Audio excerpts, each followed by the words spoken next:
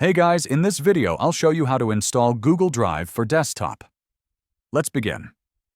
First, open your web browser and go to the official Google Drive website, google.com/drive/download.